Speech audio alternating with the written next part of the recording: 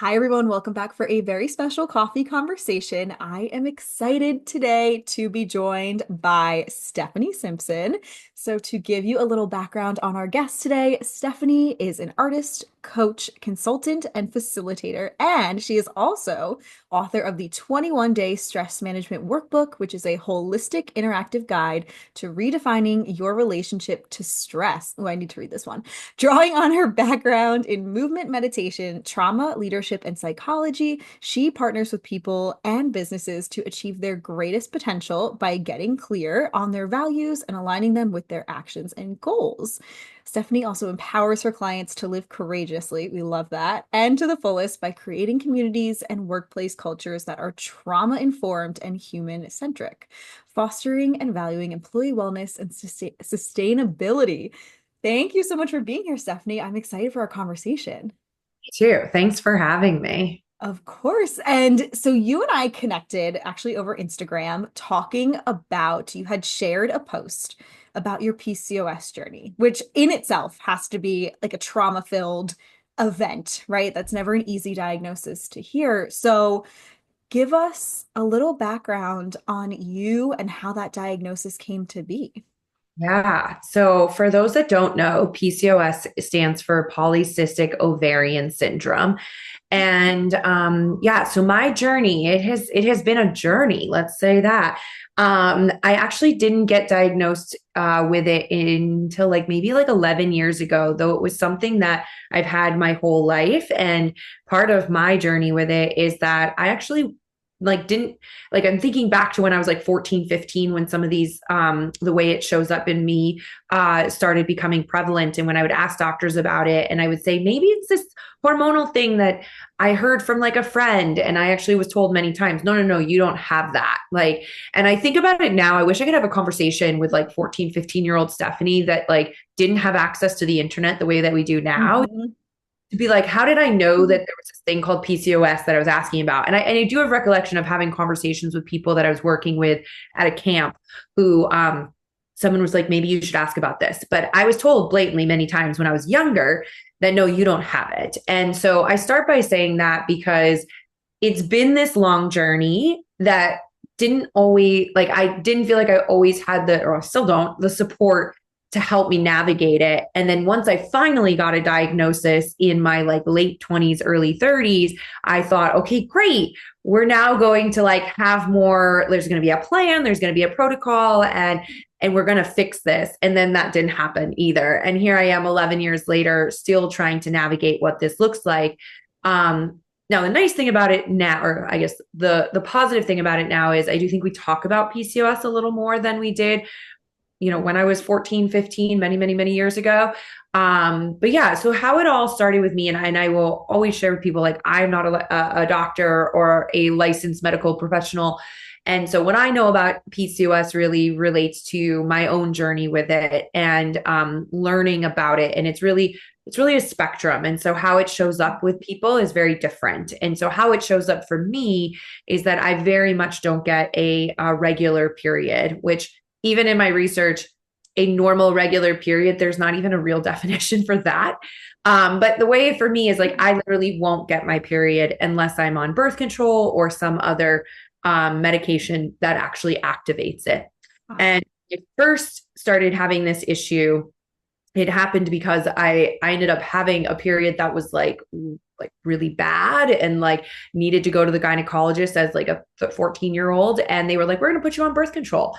And so that's kind of the way that they have always saw or managed it, is by putting on birth control. So without going into the weeds about everything, I went on and off birth control in my teens and early 20s, but it never felt great. I was a professional dancer at the time, and for the first 16 years of my life, and I ended up gaining a lot of weight on birth control. And so then that didn't work for me actually making a living and with dancing and having body image issues and all of that. And so I decided to not use birth control back when I was 24, and haven't been on it since. So it's been 16 years. And with that, I just don't get my period. And so that's how it shows up for me. There are other things too, You can get blood tests and hormonal tests. So I have higher testosterone than is necessary, I guess, or in the balance of testosterone and estrogen.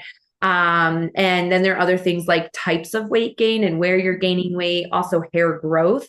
Whereas, like, I know some people who also have PCOS where they're on a different side of it, where they have hair loss and, maybe they can't gain weight. And so, like, there's so many different nuances with PCOS, and it really is a spectrum.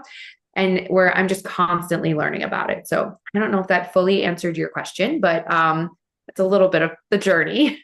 It did, and there's so much to unpack in there. And I want to start too with like patient advocacy, right? Because this is something that I'm learning so much about myself in my own, we're all trying to understand our bodies and, everything going on in this world. And so advocating for yourself is really hard, right? Because you'll have one doctor that I'm sure told you, like, oh, don't worry about it, you're fine. And I'm sure you saw another that was like, this is the end of the world.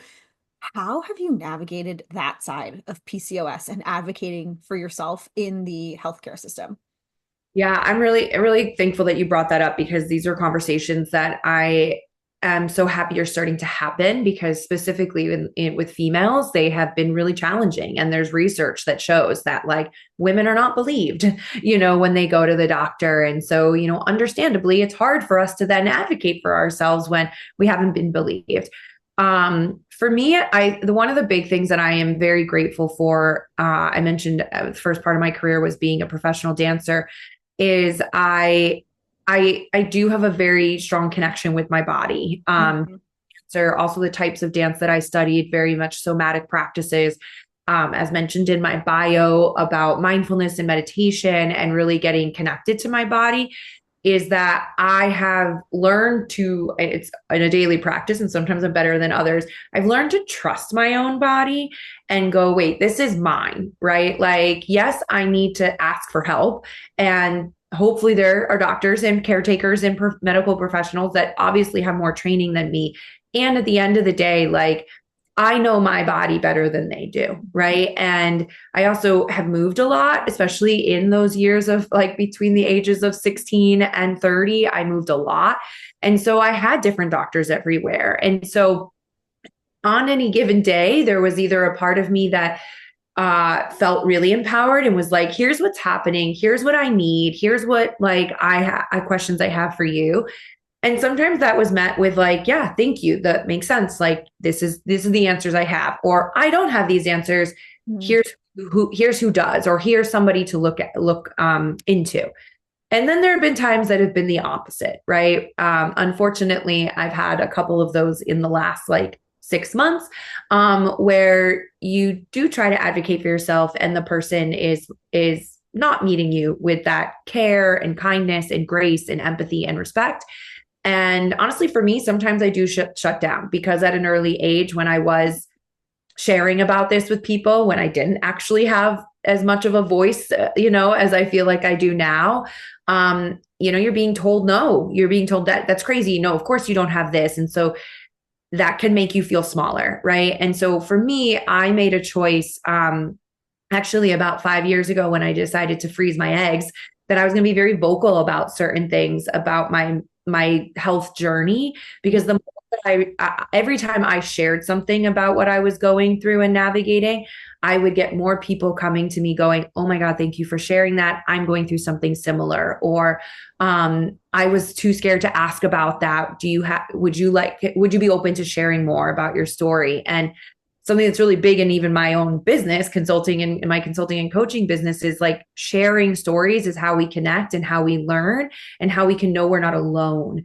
And to Yeah. advocate for ourselves, to know that you are not alone and there are other women that are going through this. And if you can find the bravery and courage inside you to ask one of those women, they can then tell you, here's the things I wish I knew. Right. And I have found that other women are so open to sharing that, because they don't want other people to go through what they went through. So, finding your resources, and it does take bravery and courage, right? Because it's vulnerable to ask these things. But the more that you can empower yourself with the types of questions to ask, listening to your own body and being confident in what your body is telling you, the more empowered you'll feel when you're working with a healthcare professional.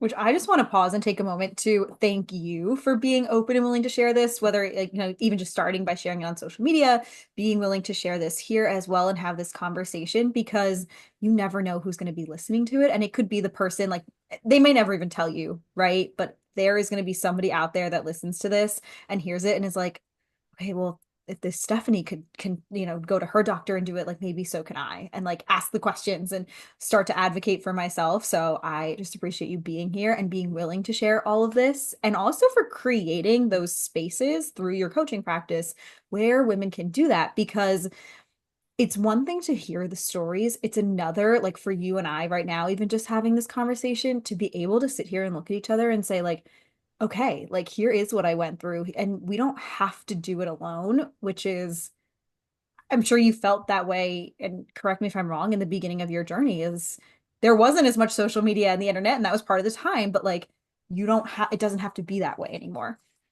Totally. That, yes. And while I work with both men and women in my practice, I do have a lot of female clients. And, one of the biggest things that we do whether it's personal or professional coaching we're working on is like, what are the stories that we're telling ourselves and what's the narrative and the limiting beliefs? And for me, because I didn't have access when I was younger to, there wasn't social media when I was younger and all of that, is that I was just taught that like, being a female meant that you had your period every month and that, this and that and all of that sort of stuff. And here I am, I don't have that. And there was this story that I didn't realize I created for myself that like, well, maybe I'm not a full woman. Like, like maybe I don't to be a full woman, and like I don't have these things that and so it really I've noticed in myself what those beliefs have done even for me. Mm. And one of the reasons why I think coaching is so powerful and impactful, and coaching is different than therapy. Therapy is also really impactful. Is to be able to like get those narratives, those limiting beliefs. I call it the like little gremlin in our head. Out. And so I love to be able to hold that space for my clients, whether it's, maybe it's not a health related thing, but it's, how are they advocating for themselves in the workplace because they're, on a team and they're one of two women on the team, right? And how can they empower their own voice on that team? And or for whatever story that they're coming in is like, okay, how can we create a narrative and a story that's actually more true and more real and that's more supportive of you? Because it's amazing the things that we create in our head and the stories that we absorb from others too, right, at a very young age, and how much those they stick with us. I always say that adults are just children in bigger bodies.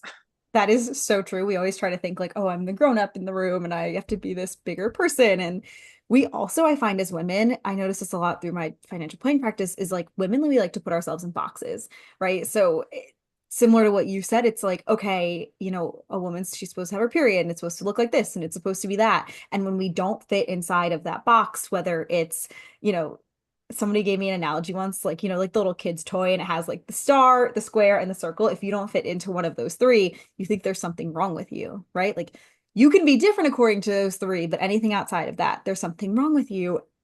And it's so much work to have to then, and you went through this, right? Like getting this diagnosis is just the beginning.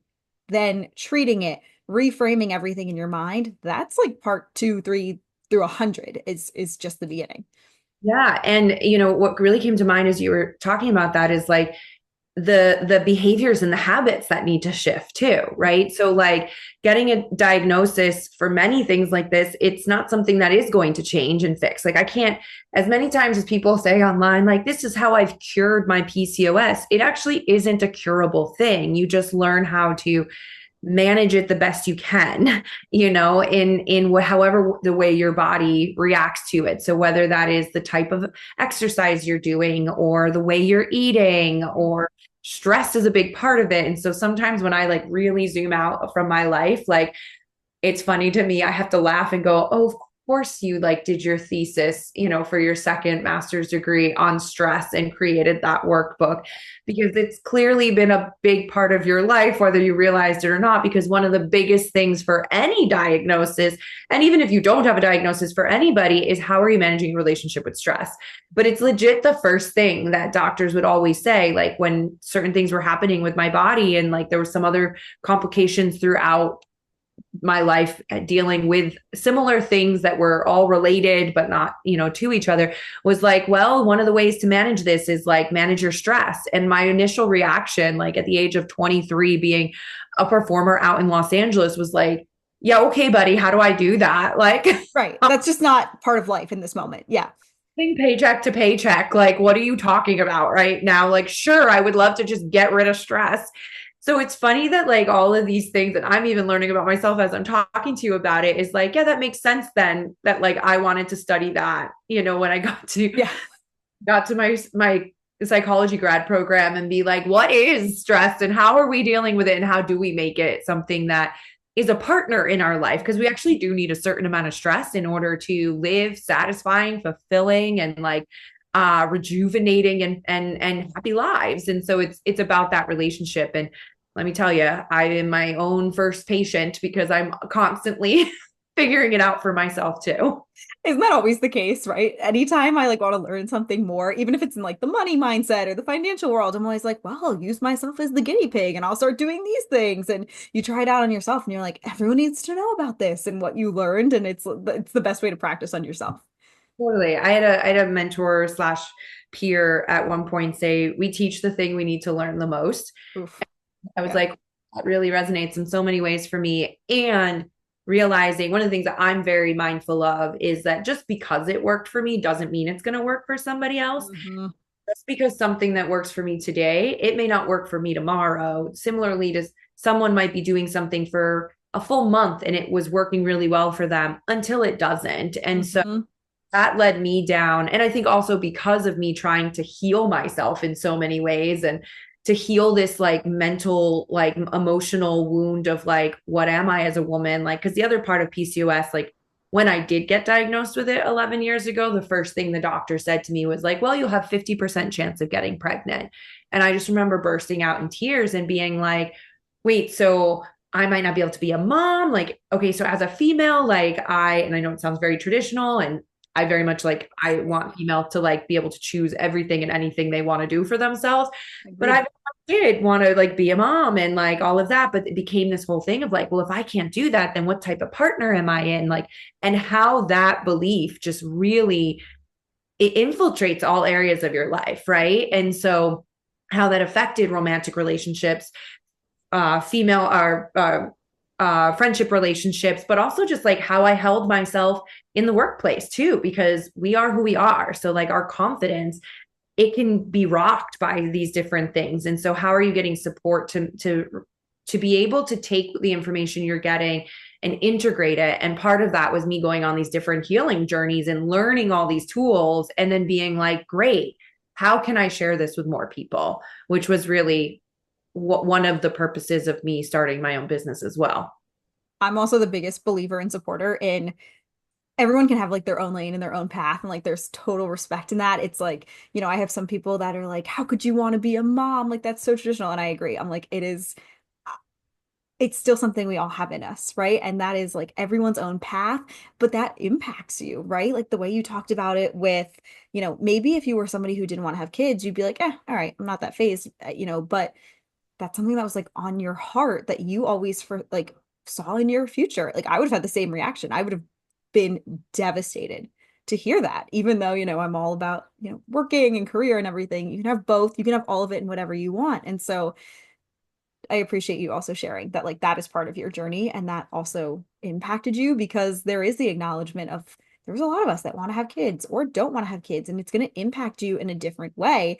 And when you talk about relationships, right? The fact that if since you wanted to be a mom, seeing then friends probably that had kids and they'd probably like complain about their kids and you're sitting there being like, you're complaining about the one thing that I would die for.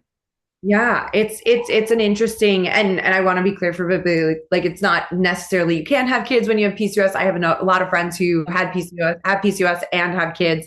Like I mentioned earlier in this conversation, I have frozen my eggs. There's just sometimes a challenge, but I remember hearing that in my late 20s with not a lot of information that I have now, right? And I'm And sure it also like it's probably like a sliding scale, right? Like depending on the symptoms and everything that you have, it could be more difficult or like everyone has a different journey. yeah, so I want to Okay. be like with that for everybody. But you bring up a really good point, and what the word that just really came to mind as you were sharing was like the word choice, right? And like one of the biggest things that I do in my business is like when we create more awareness in our lives and we understand what's going on in ourselves and how we're seeing the world, it creates more agency and power and choice for us. When Yeah. they're taken away from us, that's when we get into the more like victim mindset Mhm. and feel and actually we have more stress because we don't feel like we have agency, right? And it's in moments like these bigger moments where you might get diagnosed with something or you lose a job or whatever it may be that you feel like a part of your choices get taken away, and that's scary, right? Yeah. And what brings up for me a lot of times in that is like it the grieving process, right? Like you get sad and then you get angry and you get confused and you get frustrated, Mhm.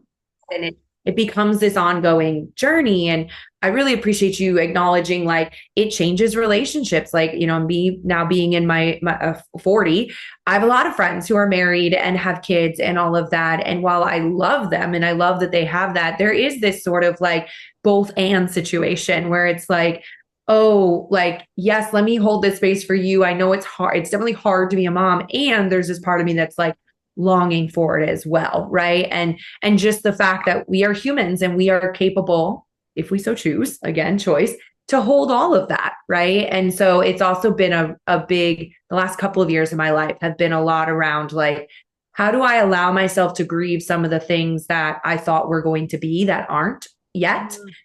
At while also being really grateful and for the things that I do have and the life that I am creating. But really, that part of choice feels really interesting to me. That came up as you were speaking. And the ability to have both. Like we are I find a lot of times, and this is the hard time I have with social media, is that everyone tries to be all or nothing. Like when you talked about like PCOS, like, oh, this is how, like, it's always the video of like everyone can cure their PCOS this way. And it's like, not everything is a one size fits all. We're not, happy or sad. We can be so many places in between and on that journey that there's so many more layers to it than it just being black and white of you saying like, yeah, I am so happy for my friends. I love their kids, but there's also that part of me that wants that too. And I just think I love normalizing this conversation. Yes, I think I always and I know I keep bringing it back to clients, but it's Yeah. I always ask them like, what's the both and, right? Like when you think back, when you look at the yoga philosophy, the Buddhist Zen philosophy, it's I was just talking about this actually this morning to somebody. It's like pain is inevitable, suffering is a choice. Suffering comes when we're stuck in the binary, that it's either this or that. It's all or nothing. It's right or wrong.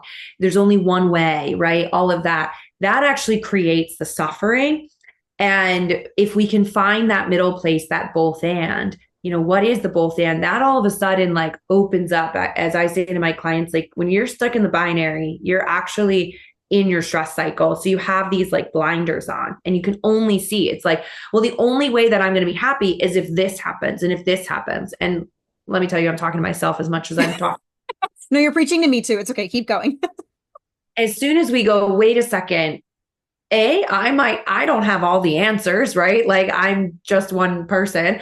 But what if there was a both and? What if there was an option I don't even know yet, right? Then all of a sudden we actually calm our nervous system. We get out of the stress cycle and we open up the blinders to be like, oh, I can be both happy for them and acknowledge to myself that this is that I'm sad I don't have it. And also I've done I think a really good job at curating my friends, the ones that are in my life that also recognize that, right? That they're like, we're so happy we're parents. We're so happy you're part of our life.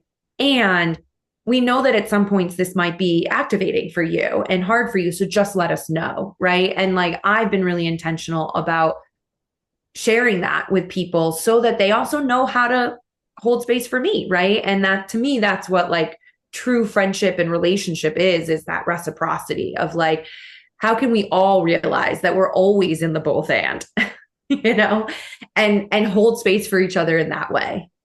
It's interesting. I think of like the journey of running your own business, which I want to dive into a little bit for your business next. But the thing that I think of is you can be so excited that certain things are lining up and still be stressed, right? Like it can be like, oh my gosh, this is so amazing. Oh my gosh, this is so overwhelming and stressful and beautiful and all of these complex things at once.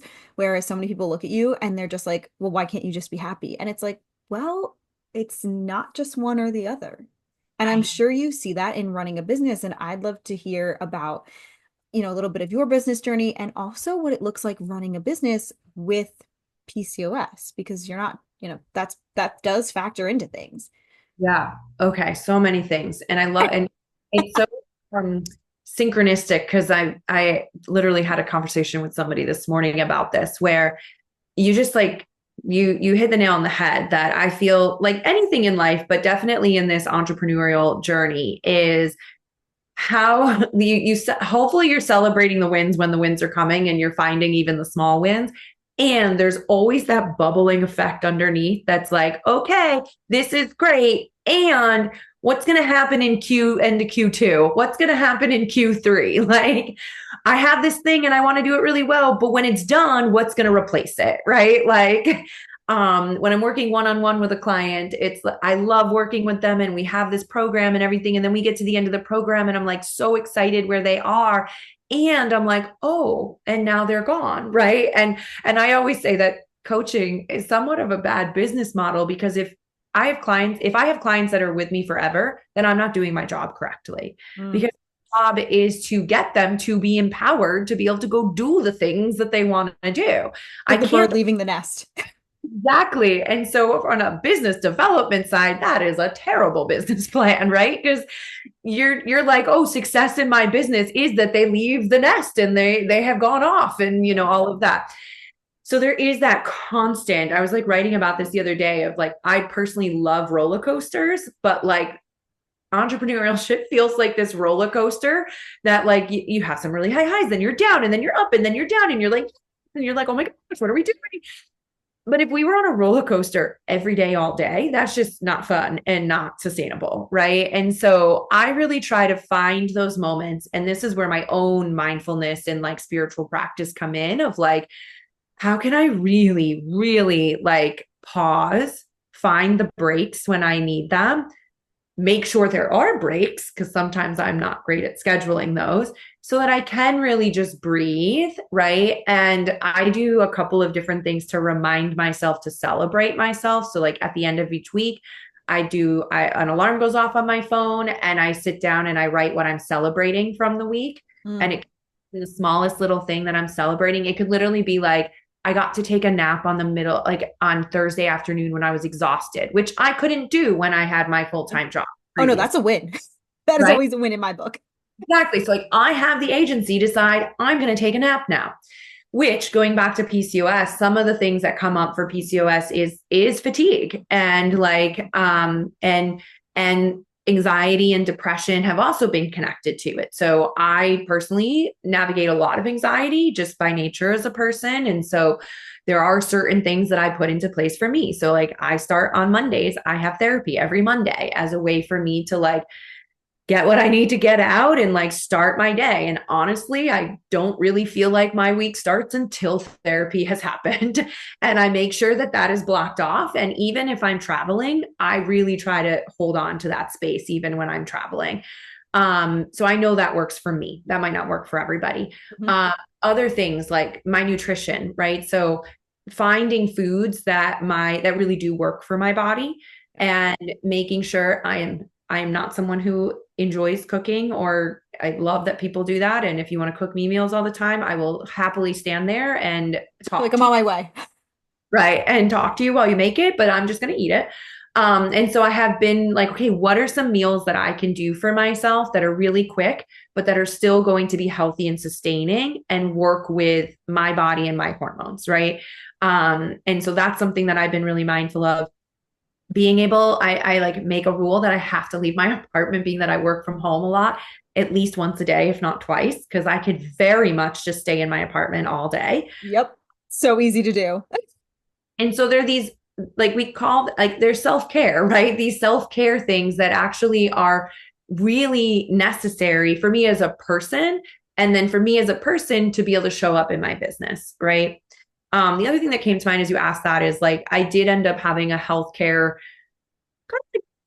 a traumatic event happened at the end of March, and I ended up in the emergency room, and I had to then cancel everything that day, right? And so when you are your own boss, there is a lot of freedom, but with freedom comes a lot of responsibility. And at the same time, like I don't want to not show up for people, but I also have to remind myself that like I'm a human too. And I'm empowering others to be like, what are your boundaries? And like, you need to take care of yourself. And I'm sitting there. Luckily, I was back in Connecticut, where I'm from, at my parents visiting them.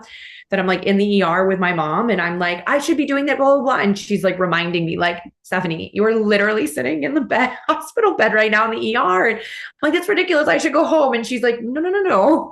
We want to get everything checked out. Right. And so it's also having people to remind you that, like, you are also deserving of the things that you do for others. So yeah, that was a lot of information. But for me, it's about reminding myself that I'm also a human, and that I also have limits, and really, really practicing what I also am sharing with other people. And part of that is modeling the behavior of it, right? Like this is so much of what I talk about is if I'm sitting here telling people like, okay, view your money as a way to, as a means to an end and for the things you want to achieve, I have to do the same. And so for you, that means then, when you're sitting in that ER bed, it's if I had, your brain then has to switch to if I had a client that was right now sitting in an ER hospital bed trying to still meet with me or like get all of their work tasks done, you would be saying to them, like, what are you doing? And so you're Exactly. like flipping the script on yourself and you're thinking, okay, like you have this, a condition, you are a human being, right? And you need to still make time to take care of yourself. And if there's ever a reason to cancel something, it's because you're in the ER. That's a good. Totally. I also, just because this was so funny to me, as like the nurse is checking me in, she's like, has there been any like difference in like stress? Like, are you under a stressful situation? And I just kind of laughed, and she was like, what? And I was like, well, I run my own business. And she was like, oh, okay, so you're always stressed out. And I go, and ironically, what I teach a lot about and what I coach a lot about is stress management. And so, but it is You're the thing. probably laughing. That is so funny. Well, I want to thank you so much for being here, sharing your story and your journey. I know this is going to help so many women. We've actually had a lot of people ask about, how to manage life, career, businesses while managing different conditions like PCOS or thyroid problems, a whole gamut of things. So I appreciate you sharing this. And I like to end every episode with a little question. So, what is something that you do every day that makes you feel wealthy? That makes me feel wealthy. Oh, this is a good one. Um, Honestly, every day, and even more so because I work from home, like for the last 4 years, is I do take time, and I'm doing it right now actually, is to look around the home that I've created for myself and be really grateful that like I created this home. Like I did this, and not to get into a whole storytelling of it, but when I moved to New York City, I very much was like, I want to live in a one bedroom apartment, an actual one bedroom. Those of you who know New York City real estate, No like flex wall? they're like, this is a one bedroom and there's not a bathroom or there's not a wall or whatever. Like an actual one bedroom with a bathroom and a kitchen and a wall and a door. And I want to live, Basic things. yeah. Yeah. And I want to live in it by myself. And the budget I had at the time, I laugh at myself because I'm like, that didn't exist. But I really was like, this has to happen. And I was moving here for a job at the time. And I made it happen. And I am still in that same apartment. And I really love, like, at times I'm like, oh, like, is it bad that I'm in the same apartment? It doesn't show that I've been growing and all that. And I've really retrained that mindset, right? That little gremlin to being like, no, you have created such a beautiful home. And because you've been in the same place, it has allowed you to take these other risks in life. And it allows me to be able to budget appropriately. Love it. It also like I look around and like I travel is really important to me and I buy something in each place that I go and then it goes on my little like um angled shelves. And so I get to like look around and go, oh, that's from when I was in Mexico. That's when I was in Thailand. That's when I took my 40th birthday trip to Paris, right? Like all of these things that like I'm like, oh, I made all of that. I created all of that. So that's one of the things I do every day. That's beautiful and I love it. And it's just that like grounding reminder too, to like take that moment and just look around. So I want to thank you so much for being here today. Where can people find you and connect with you? I will have all your links in the show notes, but I'd love to hear from you as well. Where's the best place to connect with you? Yeah, well, LinkedIn is always great and Instagram is great. I'm also on Facebook, and for all three of those, it's Stephanie Simpson Coaching.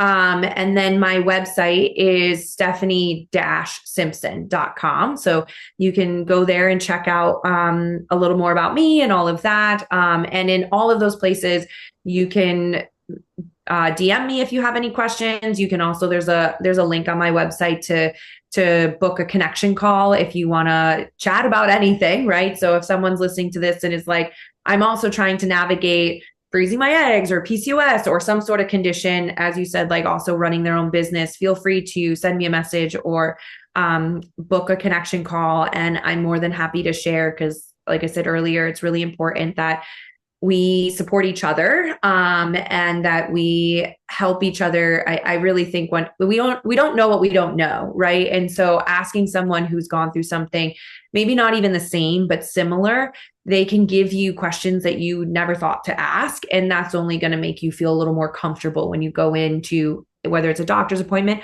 or building your own business, right? Like I constantly am asking people, well, how did you do this? And what would you have done differently so that not that I'm going to take everything everybody says, but it helps me to go, oh, I haven't thought about this in that way or that way or that way. And I'm a very big believer in being able to share as many resources as we can because if we're all doing the things that we are passionate and like we and our strengths and all of that, we all just rise together. So That is beautiful. What a perfect way to end this. Well, thank you so much.